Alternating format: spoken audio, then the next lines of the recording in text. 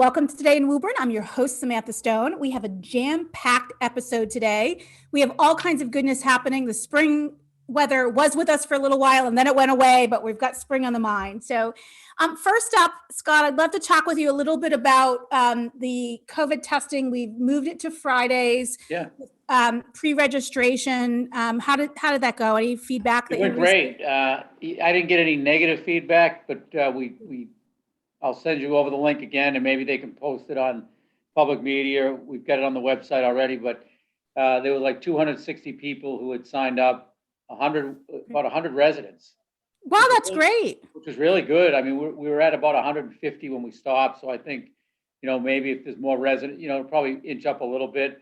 There were 200 and just over 250. We had 2 positives, which is really good. That's only 2 positives, I say. And the 2 positives were school employees, and they've been, we've got a little bit of an issue there, but just two employees out of the 250 plus. So it's a good sign for the city. I think with people still, taking precautions, more people like getting vaccinated, and I think it's really it's getting better. I'm really glad to hear that. I'm glad that folks took advantage of the new day and time. It seemed like that worked out. So that's great. I want to talk a little bit about, I know today is a really hard day to imagine it being nice enough to want to sit outside and eat, because the spring teased us a few days and then it got frigid cold, but warmer weather is around. And I know that we're trying to do some things to help outdoor dining. Anything that you want folks to know about that?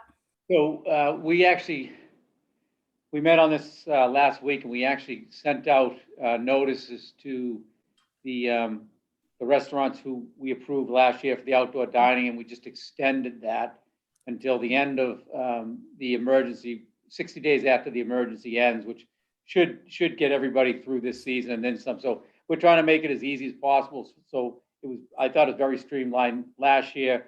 This year it's renewed without any action. We've sent out the notice saying if you are looking to expand, then you have to change the application, and we'll move that quickly like we did last year. The city solicitor is also working on new zoning change, as well as an ordinance to make this permanent. So it's worked out so well that we'd like to continue it and make it easy for restaurants to use outdoor dining space, whether it be public property or their own driveway. We think it's that important. So we'll have something in front of the city council in April, addressing that. That's great news. I love sitting outside when the weather's nice. I really enjoy that a lot. So that might be something good that comes out of it.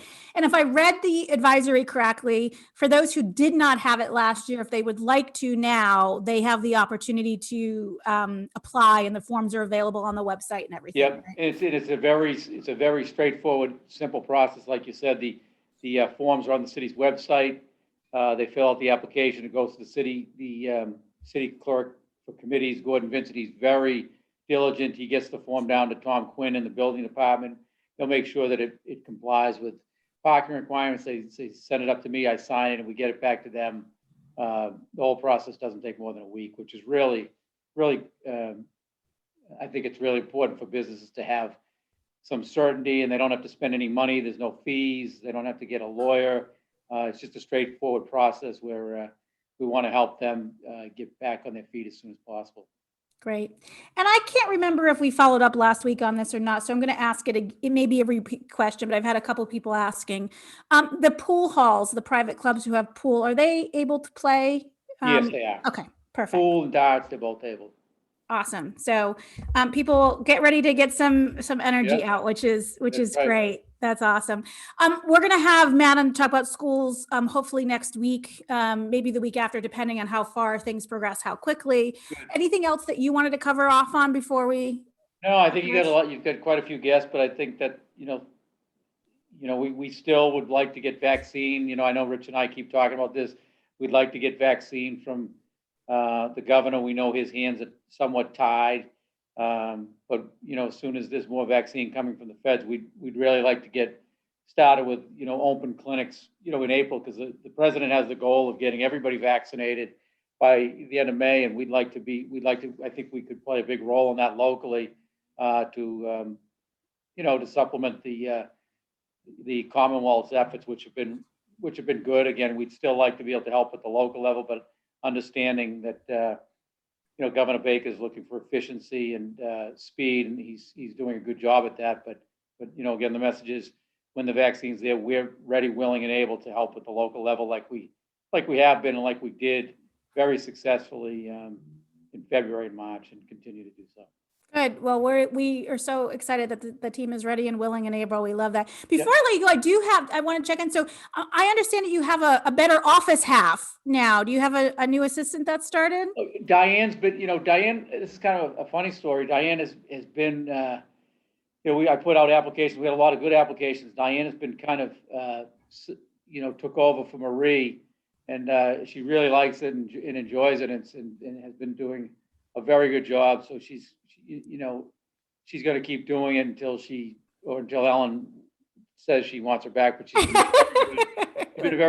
really filled in, and she's worn two hats where she's working, doing Ellen's work and doing my work. And she does a great job at it. People like her. She's really affable on the phone, and she's very diligent with getting back to, constituents and getting answers and their questions and answers to their questions. I love it. Well, we know keeping up with you is not easy. You're always out and about. So yeah. I'm looking forward to and like Rich, I know Rich is going to say a thing. I can't wait. I was, at one point, when you're doing this, you're out every night, and sometimes you say, "Oh God, where do I have to go tonight?" And now it's like, please give me a place to go. I'd go to 3 places because I miss it so much. But I can't wait for the spring. There's great times coming. I'm really optimistic and looking forward to lots of outdoor things and even, maybe soon to a point where we can do more indoor things. So thank you. I will say, I don't know if we have the opportunity to impact this because I know there's state legislation, and maybe this is more of a Rich comment than you comment, Scott, but I am deeply grateful for so many of the city meetings being available online. And even when I can go in person, it's a challenge sometimes to do that, but there's no excuses sitting in my living room while I'm eating dinner or catching up and cleaning something to lean in. So I hope actually that that's something we can extend for a longer period of time, even when we get back to something normal. Yeah, I think that has been, it has definitely encouraged more people to participate. It's made it easier for more participation. So maybe if there's a hybrid, I hate to use that word because we're getting away from the hybrid, but if there is a hybrid model, that would be helpful too. Yeah, of course I say that, and Lauren and Brian, who are taping all this stuff, probably want me to stop making suggestions like that because they'd like to get back to something close to normal. But yeah, and I get some good stuff to talk to you offline about the library, which we can, we can talk about next week too. Awesome. We'll talk about the library again next week. Thank you so much for joining us, Scott. Thanks, I appreciate it. All right, see you guys. Thank you. I want to have Representative Rich Haggerty join us. Rich, thank you again for joining us. You're always so great. I'll see these little updates and I'll send you a random Facebook message and you're like, yeah, no problem. I'll be there always. I appreciate it very much. Always happy to be here. Always happy to be here. And I do echo the mayor's sentiments that it'll be good to get back to normal when we have to be at 3 events per night, 7 days a week. So I'm ready. Yeah, I love it. I think a lot of people are, Rich. I love it. I want to talk a little bit about vaccine rollout. Scott had mentioned that there had been and continues to be a fair amount of frustration, and there has been some progress and some new systems put in place. And I just wanted to give you an opportunity to talk a little bit about what's happened at the state level. Sure. So, I guess a few things, obviously I definitely shared the frustration, some cases, perhaps anger. It was an emotional issue when we started this vaccination rollout, right? Everybody wanted to be a part of it and wanted their shot yesterday. And that's obviously created a situation where, there's been a lot of difficulty because of the fact that we've been, in my opinion, the state's been letting folks down a little bit with regards to the technology that's been tried and in many cases, failed, unfortunately, including the first website that was just not user friendly. The second website that was launched the same day that 65 plus and 2+ comorbidities were kind of factored into the available pool. The website crashed that day. The slow rollout of the 211 telephone line, which was really a huge tool for folks who maybe aren't technologically savvy, particularly older folks, folks who live alone, folks who don't have internet, all those types of things. The 211 system would have been and is now finally kind of a critical tool. But again, it was a slow rollout. So you saw all of those things happen in a series of weeks, and it was disappointing in large measure for me. And I really did share the frustration of so many, because I was somebody who was even going on to try to get my mom an appointment, and that first day, 10 minutes of 7, I signed in, and an hour later, I finally got into the actual site itself. And I said, wow, there's actually vaccine appointments still available. This is amazing. So I was one of those people who clicked onto an appointment date and time, and then started the process of entering all of her information in, only to be told at the very end of that process that the appointment was not available. And, my message to the oversight committee, I've spoken with the Chairman Driscoll from Milton, and my message was, and it's better now, but there should never be a scenario where we allow somebody to wait on hold for an hour or hours in some cases for other people. Let them fill out all of the appropriate, boxes, if you will, on the website, and then finally tell them that it's no longer available. I mean, the only thing worse than telling people that they can't get vaccinated is putting them on hold for 3 hours and then telling them they can't get vaccinated. Rich, you are so right. I spent a day and a half trying to help somebody get an appointment, and I ultimately was successful. But boy, did I have privilege that I could take a day and a half out of work where I literally sat for 10 hours refreshing, looking at 4 different browsers, had my phone going, and realizing I'm making the problem worse, because now I'm in queues in multiple places trying to get through, as is everybody else. And I'm grateful that we see, I don't think it's as fixed, but it feels like we've made some progress at least, and I feel optimistic. It's definitely gotten better, I think, for folks, and that's a good thing. I think the technology's improved. I think they've heard from the residents who have been so frustrated, and we've made a lot of updates. So I give the governor some credit, and again, as the mayor indicated, you have to be fair to people, and you recognize that we're standing up a system for the first time. There's going to be bumps in the road. We recognize that, but candidly, I felt as though we dropped the ball a bit at the state level in this regard, and I think we should have been better prepared. Especially given Massachusetts' position as a technological leader in our country and in the world. We have some of the best brains right here, just a few miles away, and anywhere in the world. So I thought we could have done a better job, but. That being said, hopefully we're on a better footing now. My hope is that we'll get more shots in the hands of local boards of health. That's something that I think is a critical component moving forward. Something I've been advocating for heavily. I know that the mayor and the local board of health here in Woburn did an amazing job getting folks vaccinated, helping coordinate transportation to the senior center. People were, I've talked to a lot of seniors. They were happy. They were so pleased with the way that went. So I give him and everybody involved with that effort, Karen DeCampo and everyone else, just a big round of applause, because it does take a village in these situations, and they know, vulnerable populations in the city of Woburn, people who don't have transit, people who have difficulty, who might have difficulty getting to a mass vaccination site. We know our city residents better than anyone. And that's where I think local boards of health can play a much larger role, including going forward, by the way, in my opinion, with regards to vaccinating teachers, which is another important component to hopefully giving our school committee better flexibility to get our kids back in the classroom, so that we can get back to in-person learning. So they've done an incredible job. And, I have an older uncle who has not yet got his vaccine, because he just, no matter how many times I promised to drive him and make the appointment for him, he really just is uncomfortable doing that and is waiting for something local to open up. And there's a little bit of stubbornness there, and I will wear him down. And I've promised him that I will call. He will either stop taking my calls or eventually say yes. That's one. We're not sure which. But I am grateful for all the incredible work the local board of health does, and I do hope that there is enough supply coming in to start making it easier for some folks. So that thank you for continuing to champion the community and all that we do there. Another way that has been really instrumental, you've been spending a lot of time and work, I think it's H89, if I've got the right numbers, for a relief bill that was passed that has some great stuff in it. I wanted to give you a chance to talk about that.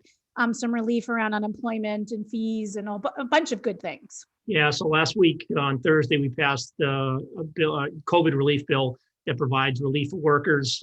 So somebody who's a worker will be able to take up to 5 days off if they have issues related to having COVID, the virus, or being able to go out and get vaccinated. If they have to take a day from work, they'll get paid leave for that day. And then also included in that package was some relief for business owners.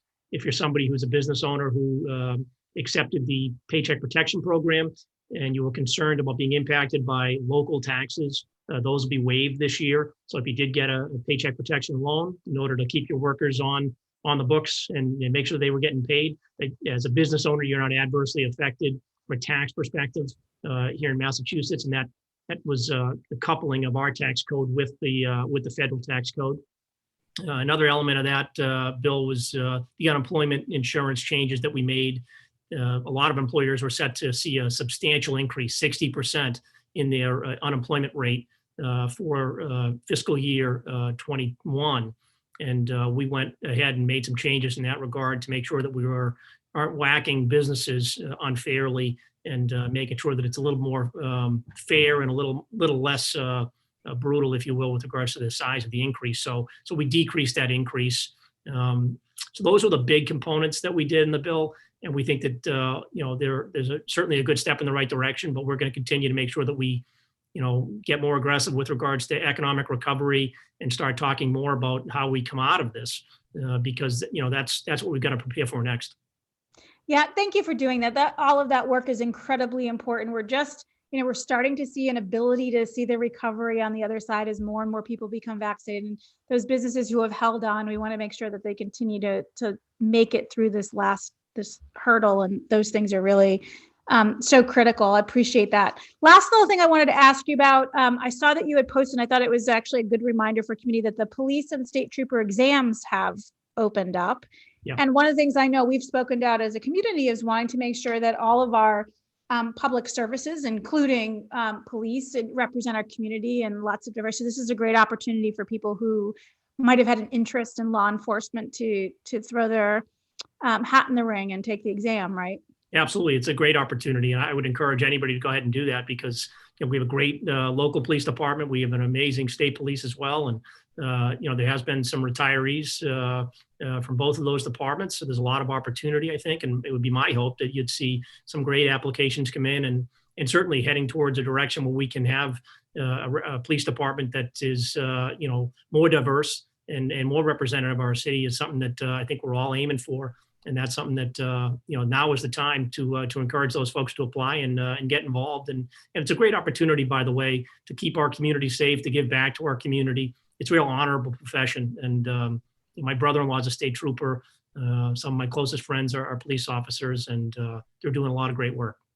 Yeah, we're really lucky. We have a wonderful police department locally, and they really are great about community engagement. And this gives us an opportunity to continue to feed at the state level and also, openings that happen over time, locally as well. So that's fantastic. Rich, thank you so much for joining us. As always, it's a pleasure chatting with you.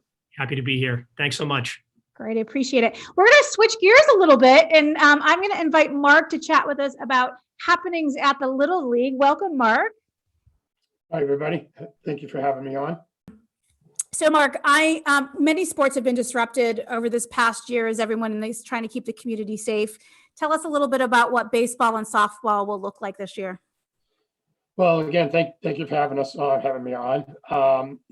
Last year we didn't have a season, obviously for obvious reasons, and until the summer and fall, and that was more of an abbreviated season. We just wanted to have some baseball and softball in the community on a safe level.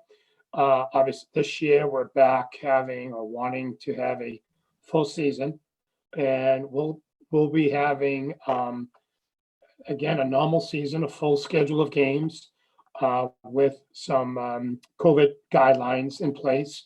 Really, the guidelines that we had in place last year for the summer and fall season, we're just going to be extending them to this year. Really, no matter what the numbers are locally or across the country, we'll be having our guidelines in place to protect our kids and their families, whether somebody's vaccinated or not. We're just gonna, one more season, we all can live with certain guidelines that we're gonna put in place that we had last year that people are familiar with. Great. So let's talk a little bit about tryouts are coming up, right? Tell us about Right. that. Yeah, we're very excited because all last year was canceled. So March 27th is our first round of tryouts, and that's going to be for our major baseball and softball programs only at this time. We're luckily enough to have received permission and the help from the Woburn High School to allow us to have the tryouts on the football field. So, 100 yards, right? 50 yards wide, and people can social distance. We'll have some assistance from both high school programs of baseball and softball to assist us this year as well with great partners that we've had over the years. So more information is going to be coming out. But right now we're having it on the 27th at the football field from 8:45 to 11. And again, for major baseball, major softball only at this time. That's fantastic. Thank you for talking about that. I want to talk a little bit. We have a Challenger League as well. Will the Challenger League, is that able to go forward this season as well, or not? Yeah. I'm not sure about distancing rules and such for Yeah, that. right. So we're hoping that we will. We've got some talk still to take on for the program. We're hoping to have it. We've got all the uniforms and hats ready, but Woburn has a long program, a long-standing program, one of the biggest in the district and in the state when it comes to the Challenger program. And Woburn is very proud and should be proud of what they've, even before I moved to Woburn, it was always noted how good the Challenger program that Woburn had. So we hope to have it, but yeah, because of, again, just the wearing the masks and, everybody's so close with the buddy system and everything like that. We still have some things to discuss and work through, but we hope to have it. Great. Well, we'll keep our fingers crossed there's a safe way to do that. We know it's such a great thing for both the buddies and the Challenger League participants to be able to do that. If folks have not yet registered, is it too late at this point to register for Little League, or they can go on the, okay. Yeah, just go on WoburNLittleLeague.org under registration, and we'll keep registration open up probably through April. We usually keep it open until we're really, depending upon the divisions, obviously, we may shut down one division versus another if we're already full or we create a wait list. But we'll keep it open pretty much through the month of April. Great. Perfect. That's great for folks to know if they haven't done that. It really is a wonderful program and a great way to be involved in the community. Before I let you go, I just want to first of all say thank you. I don't know exactly how much work it is, but having been a parent of a team member and a parent of an umpire, there's a lot of moving parts, even in normal times. It's an incredible amount of work and volunteer work that you and the coaches and folks do. What keeps you coming back to keep helping out? It's the kids, it's the community. We really strive to be more than just the youth baseball softball league. We really do consider ourselves a community league, a community opportunity for kids to take part in their community. And it really is just the kids, just really getting them involved and watching the kids. As your son, I remember him being an umpire, always there to umpire every game. I had no problem filling the spot. He was always on time. He was on time, and he would take on as many games as possible. He was great. How's he doing, by the way? Hope he's doing well. Doing great. Great. Lives in upstate New York, but doing great. All right. That just means I'm getting old. But we love when the kids come back to become coaches or become part of the board. Zach, Jim Doherty, who's on too, is his son Zach's been a huge help in the league, and we have so many other ex-players who've come back and become a coach or part of the board or just volunteer. Maybe it may not be coming and being in a meeting every once a month or being at every game or what have you, but they come down to help tournaments and playoffs, things like that. So that's nice to see them all come back and help out. Yeah, it really becomes when you're sort of in the middle of the season, it just becomes, first of all, you're hanging out there a lot of evenings and weekends. Sure. And so you really become part of the team and the other parents in the team. It really is a wonderful community, and everyone, there are tryouts and things, but everyone can play. This isn't something that excludes anybody. Nope. It's designed to improve skills, to be part of the community, to have fun.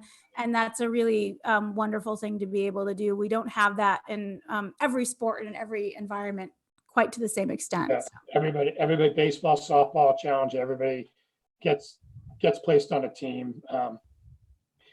Safety comes first, of course. We're not going to place somebody on a team if we don't feel the parents don't feel that they don't belong, but everybody will be placed on a team. Yeah, I love it. Jim, do you want to pop your camera on so we can say hello?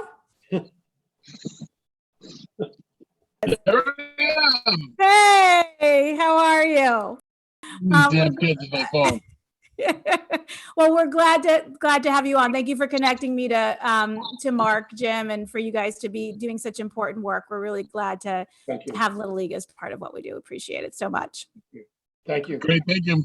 Yeah, excellent. Well, can't wait to see the tryouts and all the things that happen there. I'm excited to switch gears now and introduce two amazing female business leaders in our community as we continue to honor and recognize some of the amazing women that work in our community. And first up, we've got Laurel, who is an attorney. And Laurel, I'm not going to attempt to pronounce your last name because I will do it terribly. So can you please do it for us? Francor.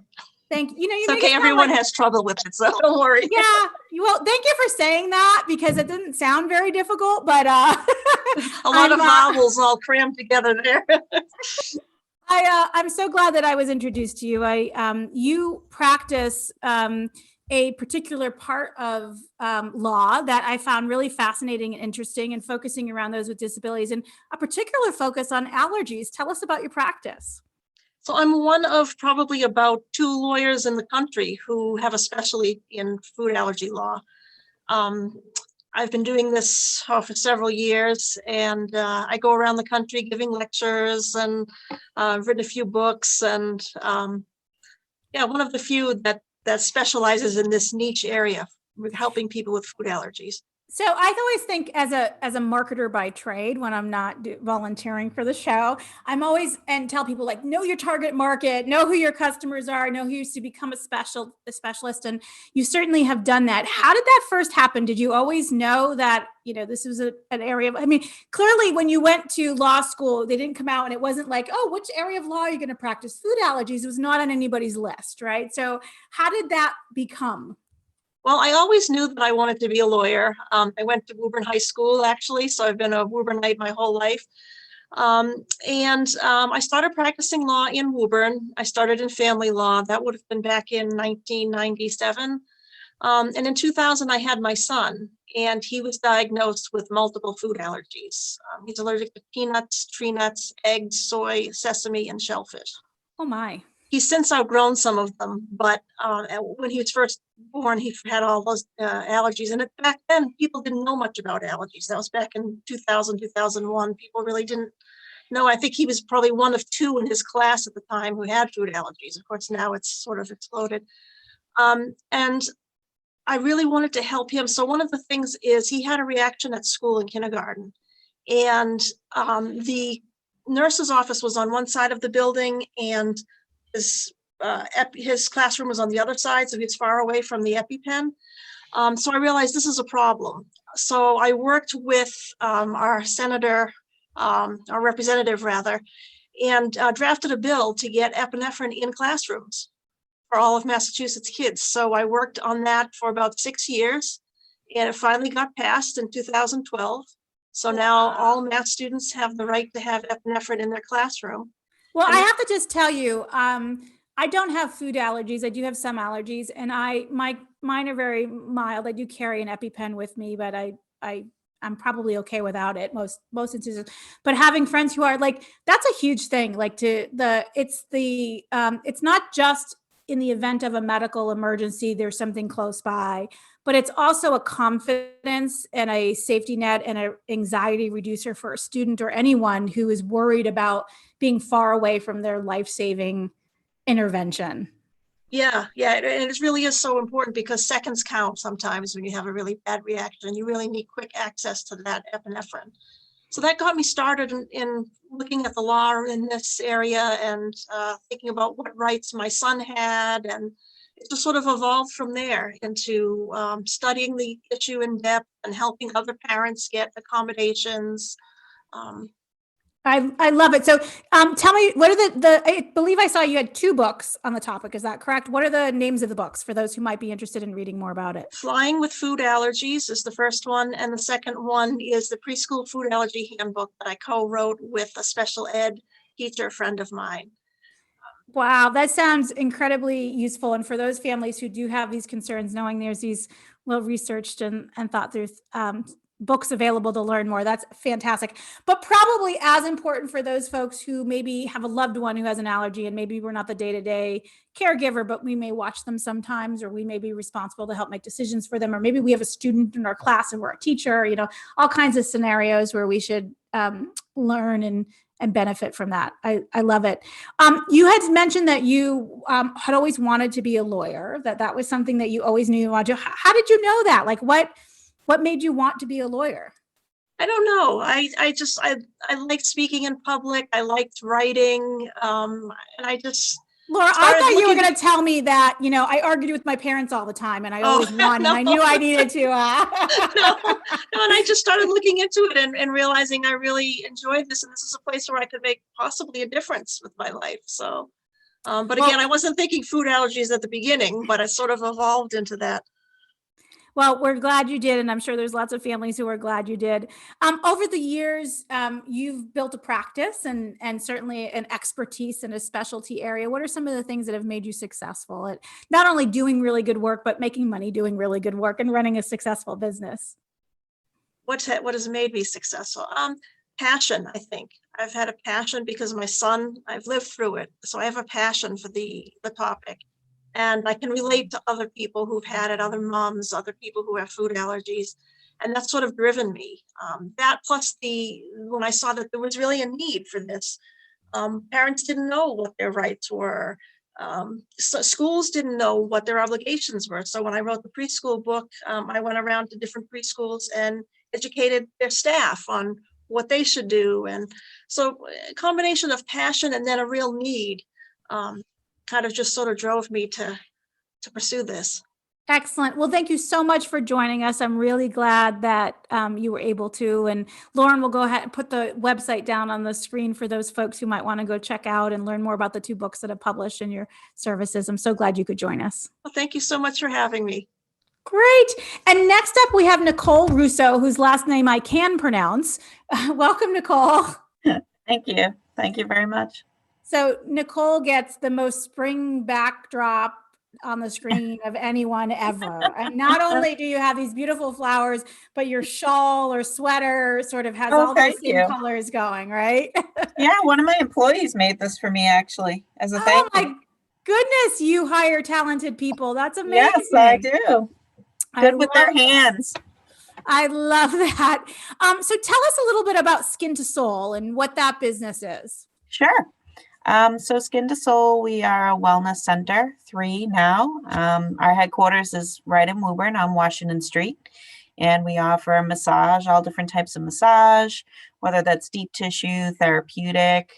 We offer a type of massage called Ashiatsu massage, which is getting massaged with a therapist's feet, which is divine if you've never tried it. I have to tell you, that sounds very unusual. I've not tried that. That's so I know, interesting. it does sound unusual.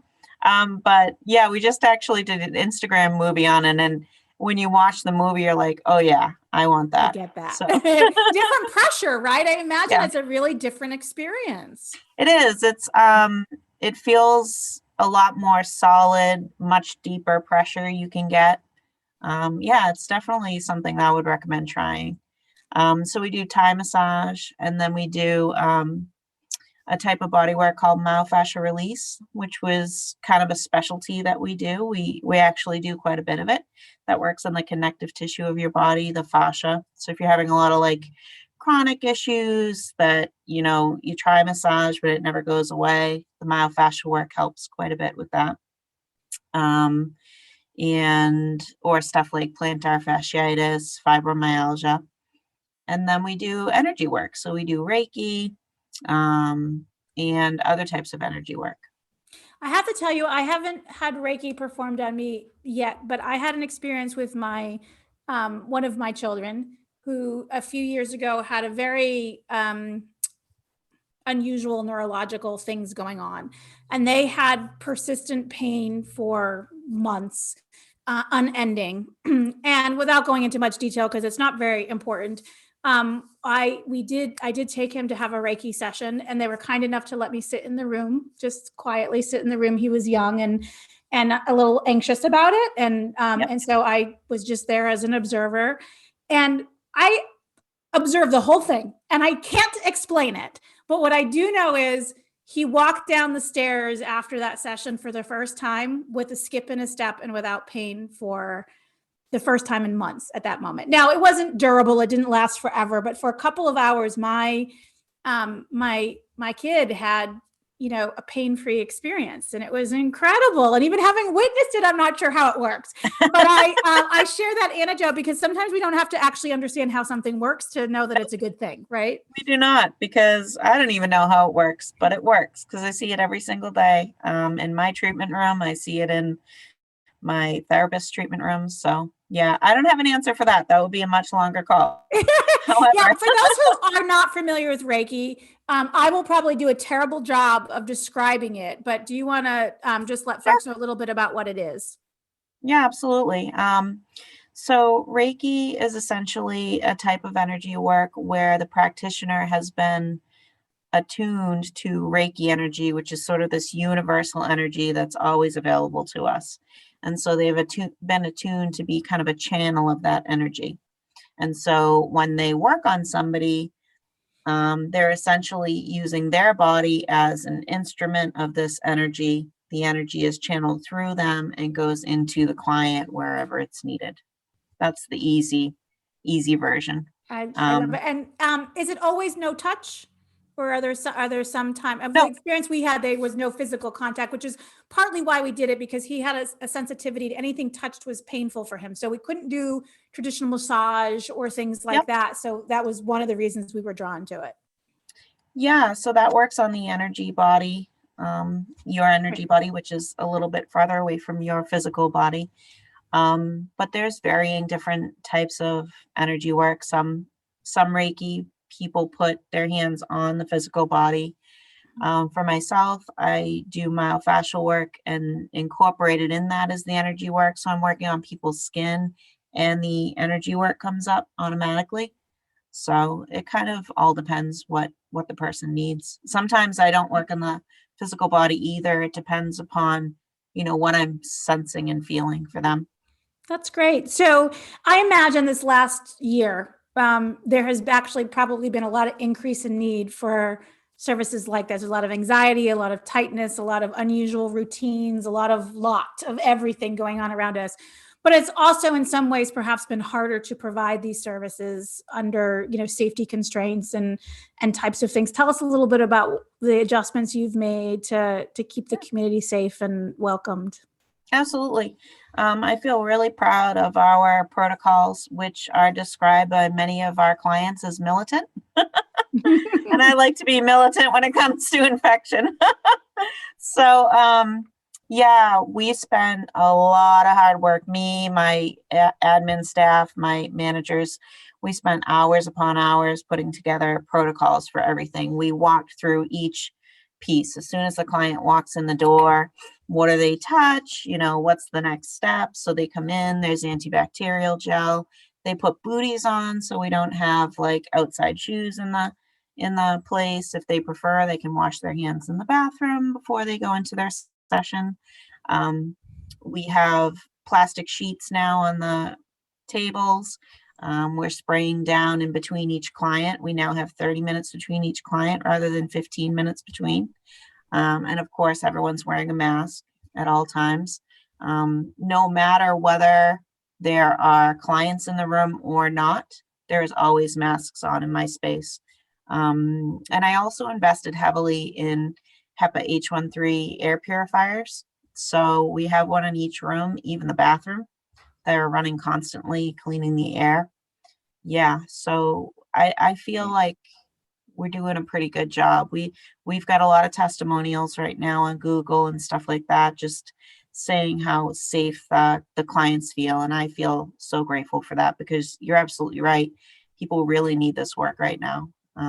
Everybody's at max stress levels, and this work is really needed. So Yeah, I'm so, and thank you for sharing those details. I think it's helpful for those who are, looking for some of these types of services, but don't always know what to expect in today's safety system. So I appreciate you stepping through that. I'm always curious. You have 3 locations now. You have a booming and healthy business. What started this? Like, where did this germinate from? Yeah, well, it's an interesting story, because I actually went to school originally for engineering, and I did engineering for a number of years, and went and got my massage degree on the side. It was just going to be a hobby. And, both things grew. And at one point I had to make a decision which direction I was going to go in. And at that point, because they were asking me to be a manager for the engineering world, and I knew that I would have to give up the body work, and I couldn't. I knew that I couldn't give it up.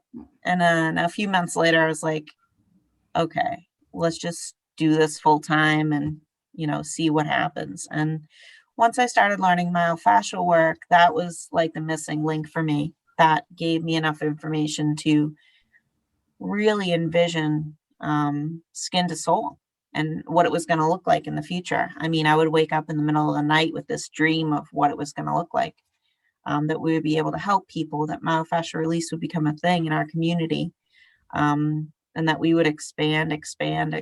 So I guess it was just a dream. A dream that you worked for. So I love it.